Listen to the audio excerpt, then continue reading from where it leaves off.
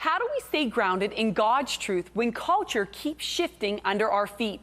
Dr. Shenvi explores how woke ideology and critical theory collide with a biblical worldview and why that clash matters now more than ever. Then investor and author John Coleman challenges the way we think about money, asking a provocative question. What if the real problem isn't money, but what we believe about it? Two honest conversations pointing us back to the same truth. When we see the world through God's lenses, everything changes. Let's go.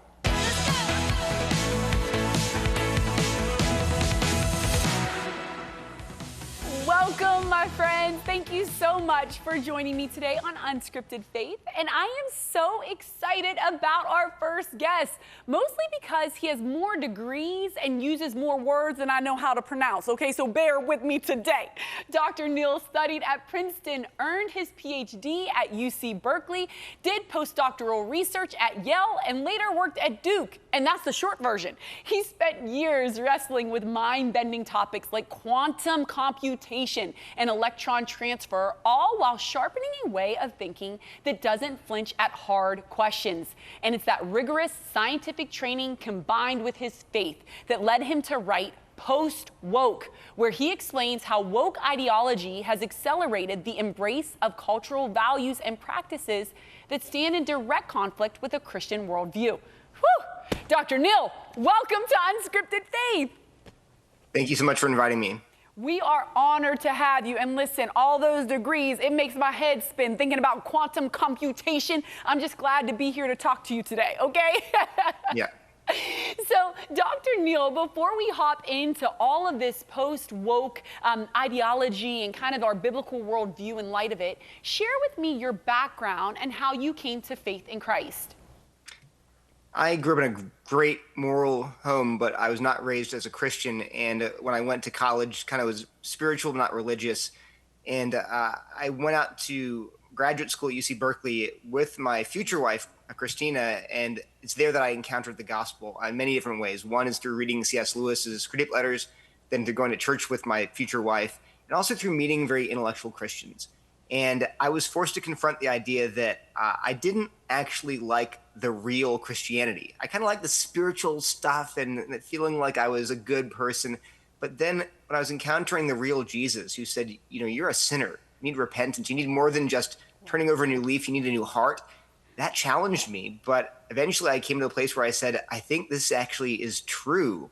I remember the night when I believed in God, but I prayed and I said, God, I thought I knew who you were. I had my own ideas, but you were a Build-A-Bear God, basically. But if Jesus is your son, I'm not even sure if he is, but if he is, I will follow him. And I think that's when God regenerated me. And I had a long way to go theologically. I got into a Bible study that discipled me. But you know, it really does come down to saying yes to Jesus and saying, I surrender to you, and then watching him transform you. Wow. I love that process that you went through, because being extremely intellectual, I would imagine it was very important to be with a community of believers that had reason and theology and understanding for their faith, and you came to know that Jesus. Now, you got married and you came into this moment, you have children, that was rather difficult for you to go through. Share with us what happened with that diagnosis. Yeah, actually, in 2010, I had a seizure out of nowhere, and then they rushed me to the hospital, and I had a 10 centimeter size, a racquetball size brain tumor in my brain. So they had emergency surgery, next day, but they didn't know if I'd make it. But praise God, the tumor was benign basically, and I emerged with virtually no neurological defects. But it was really, it was funny because even now, I look back on that as like the sweetest moment of fellowship with God that I've ever had, because I could die, but I was like, but I know that the one I trusted is faithful. And so my wife was pregnant with our second, we had a 1-year-old son, and it was sad, but I was like, I know I've more to eternity than just this life, and God will take care of my family. Wow, truly a sweet moment of communion with the Lord from such a crisis, really. I think it's fascinating that you were attacked or a tumor was found in your brain, the very tool that God is using even today to help all of us expand our thinking and to be truly really deep thinkers when it comes to what we're ingesting and believing. So you've wrote this book, Post-Woke. Okay? And you really go after this ideology and this culture that is shaping us as believers.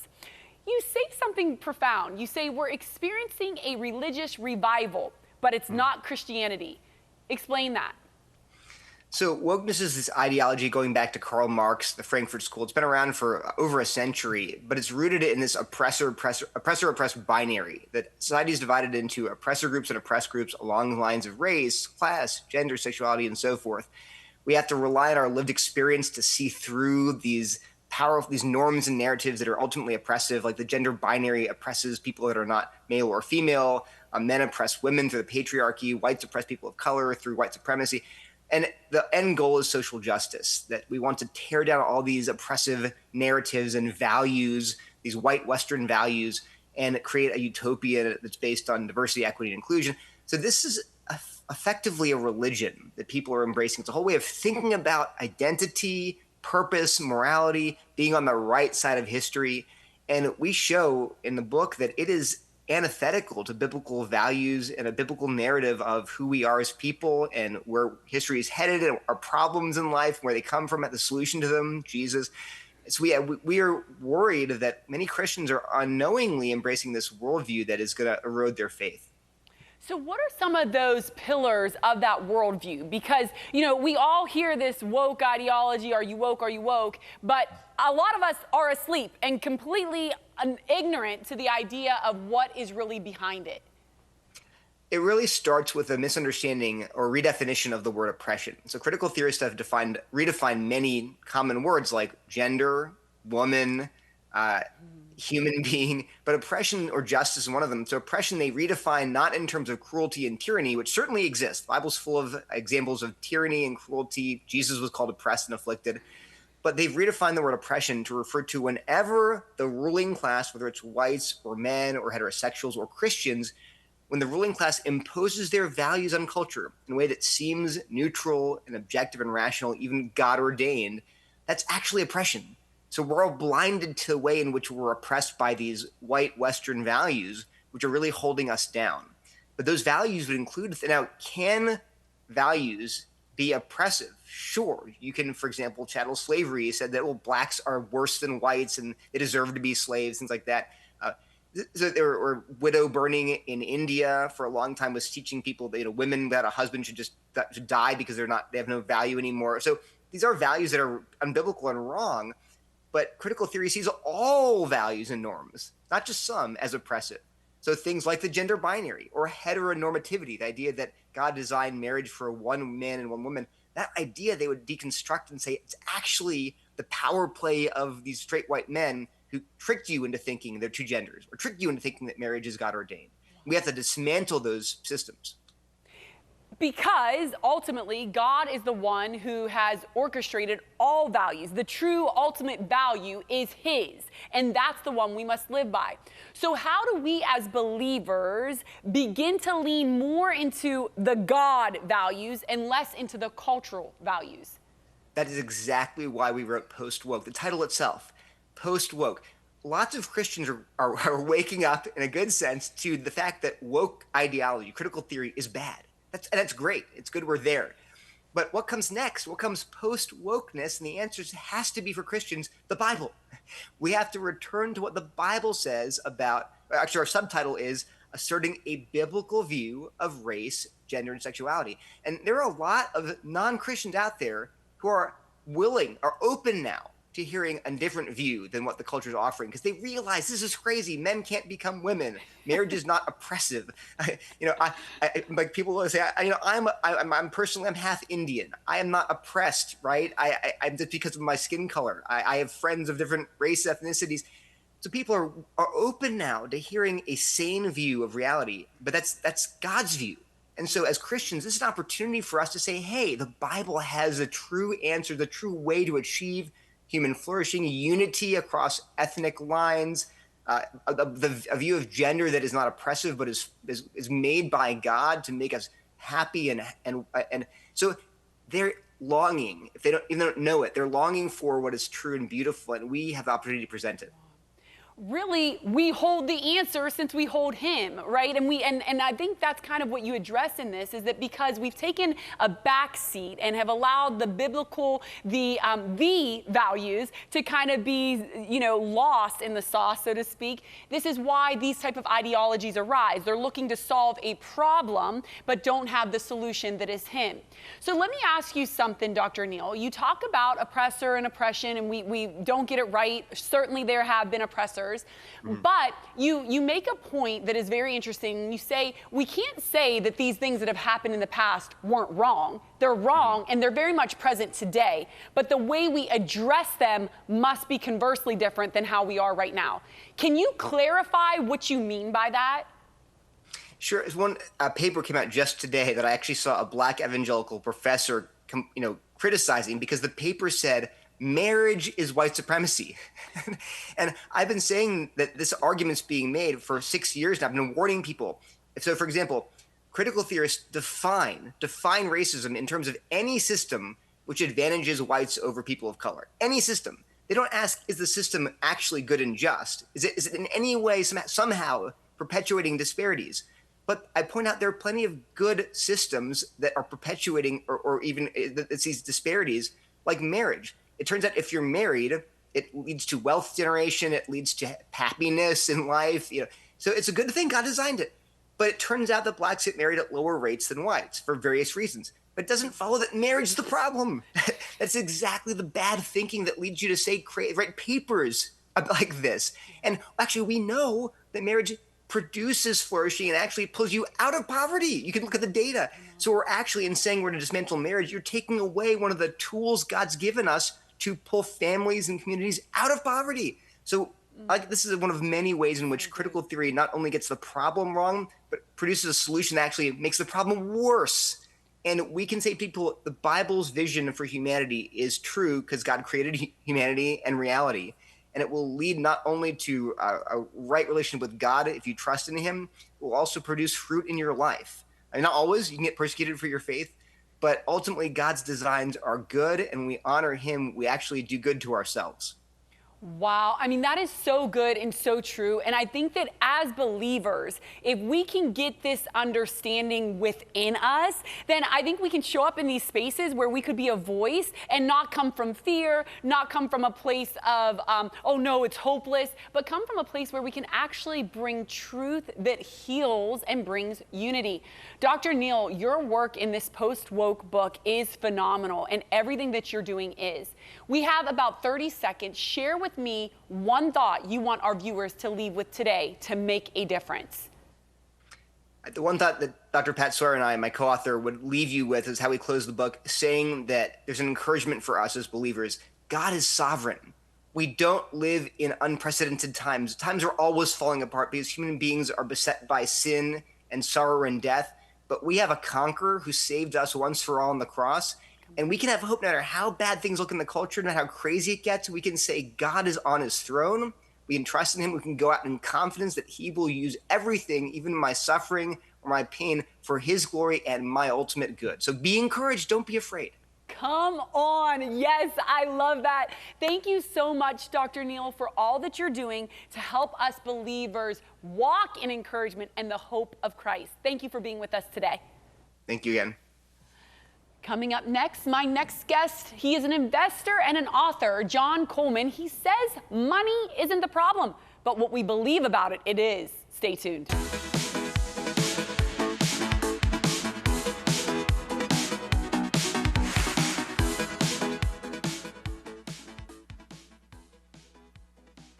From David to Isaiah, did the people in the Bible really exist? Archaeological discoveries say yes. The findings provide ancient evidence for those named in God's Word, showing the historical reality of their existence. When you give this month, request Archaeology and the People of the Bible by Titus Kennedy. Then use this comprehensive resource to help you better understand biblical archaeology and history.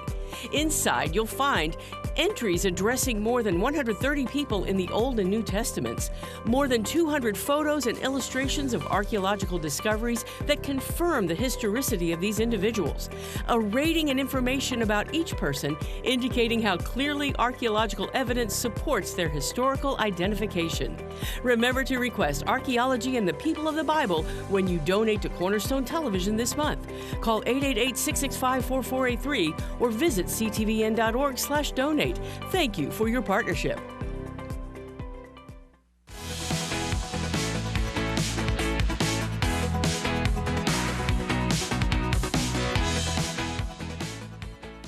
It's no secret Christians struggle with money and the idea of the pursuit of the almighty dollar.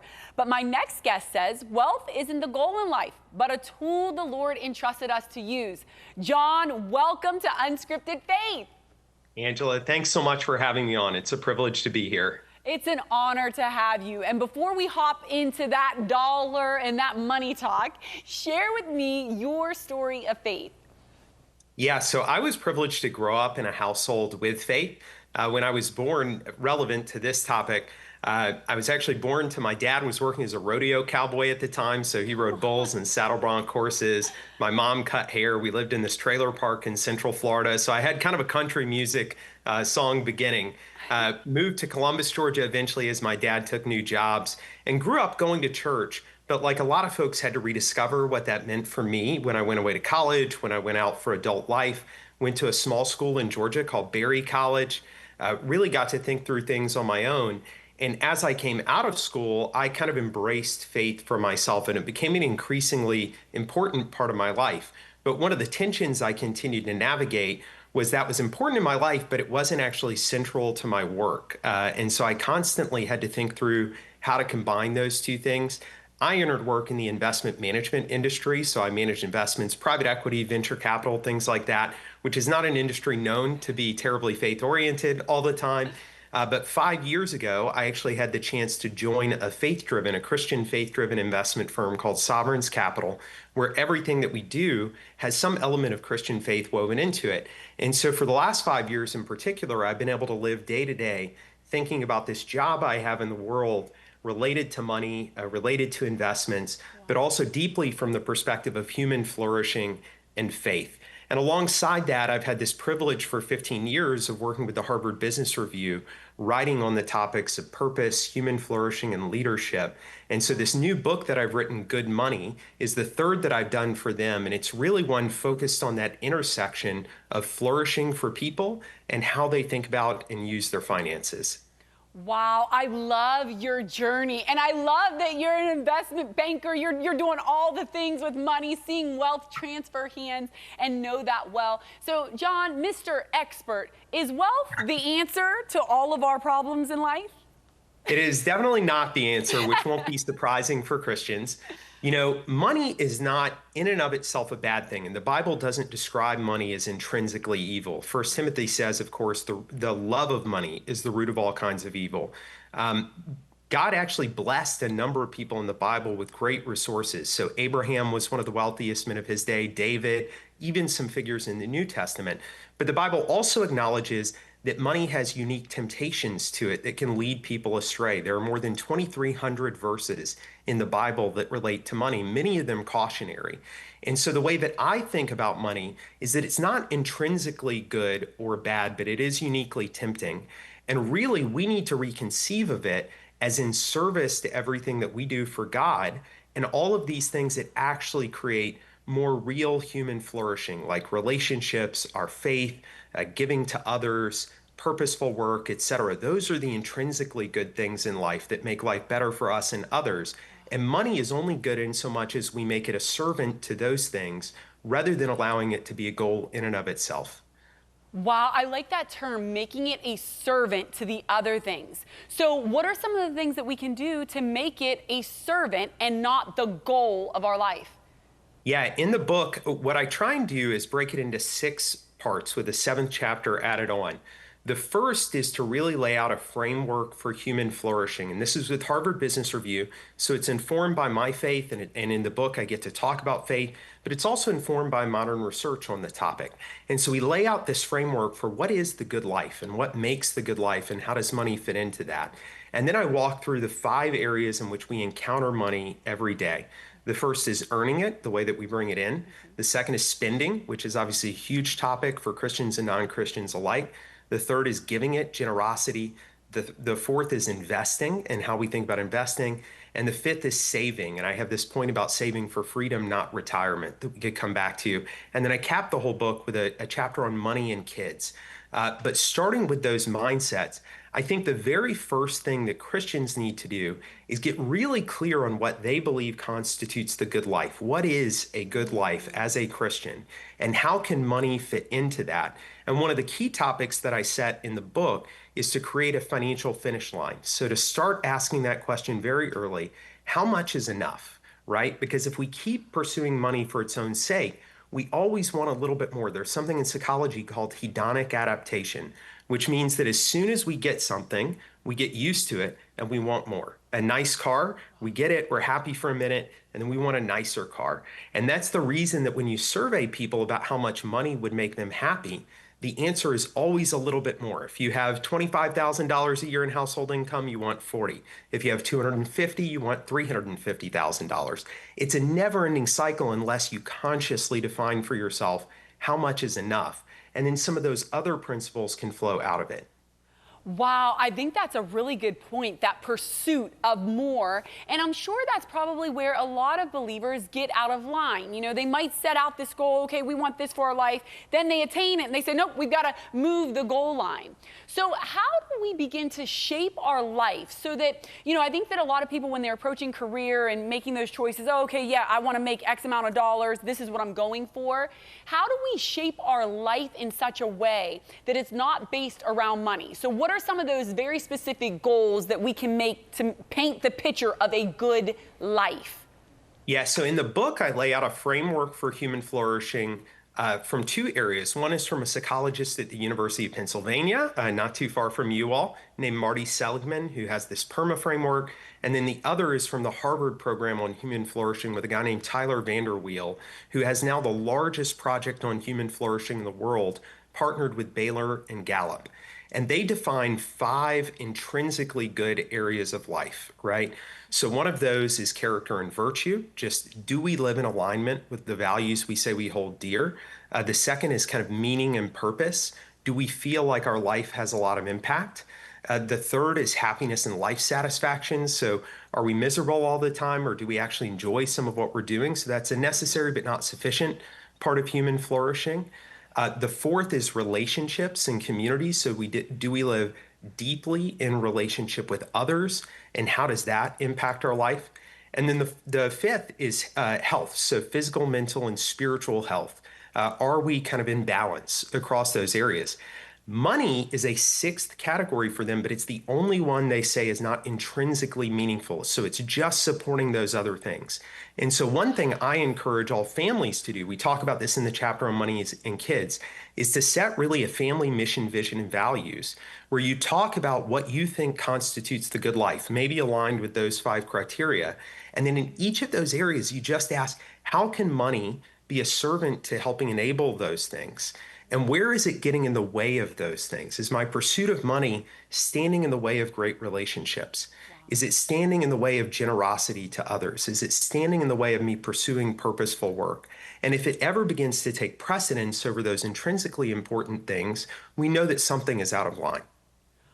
Wow, I love those categories and to be able to evaluate them for ourselves. Because when I think about that, I think how opposite is American culture? You know, it's like, oh no, but when I get the money, then I'm going to have the relationships. Oh, when I get the money, then I'm going to have all the character that I need to be generous. And, you know, and I love that those 5 are really the foundation, and money supports that. How can it support that? You mentioned earlier that there's a difference, and you call that out in your book, between saving for retirement and saving for freedom. What do you mean?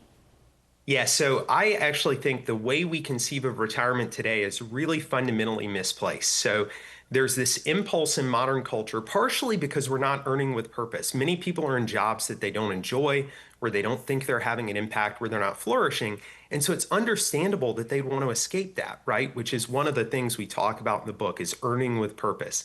However, what people are doing is saving for this kind of life of pure leisure.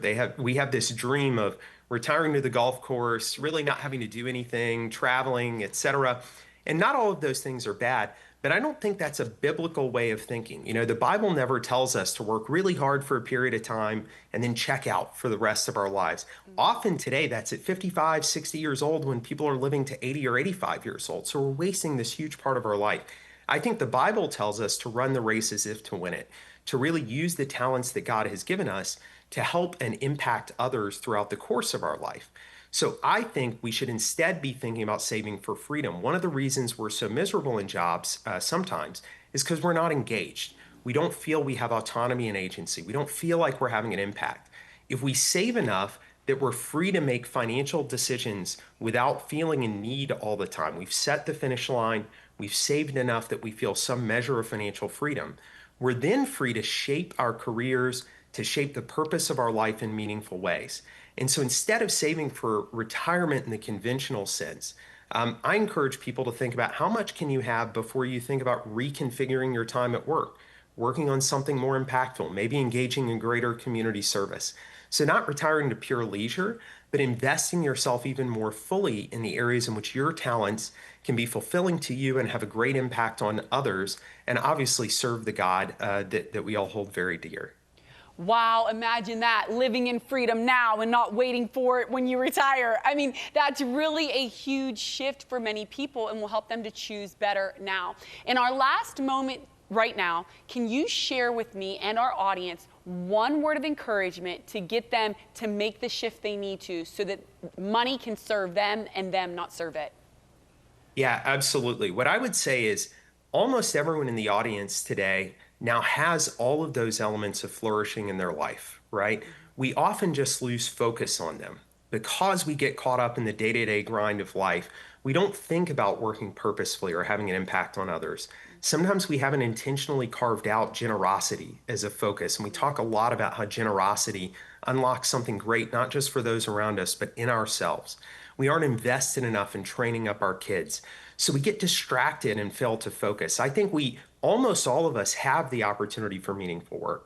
We have the opportunity to give and serve others. We have the opportunities to spend time with our families, our friends, to invest in close relationships. So the ingredients are all there. We just sometimes lose focus because of this uniquely tempting nature of money, financial wealth, and prosperity. And so I think for most people in your audience, there's an opportunity not to dramatically change their life, but just to reevaluate, to take stock of those things that we have now, think about the values we're marshaling towards those, and reconfigure them such that it's more fulfilling for us and for others. Wow, that is such good wisdom, John. I am so thankful for your perspective on money and being able to really use it as a resource to serve the Lord. John, thank you for being with us today on Unscripted Faith. Thank you so much, Angela. It's been a privilege. Such an honor. You heard it from Dr. Neal. You heard it from John. Let's change our perspective. Evaluate our values and how we're leaning into them. Don't let the culture dictate it. Don't let money dictate it. Let God alone and His Word guide you in every single value you live and look to embody. Cornerstone Television wishes to thank all our faithful viewers whose consistent prayers and financial support have made this program possible.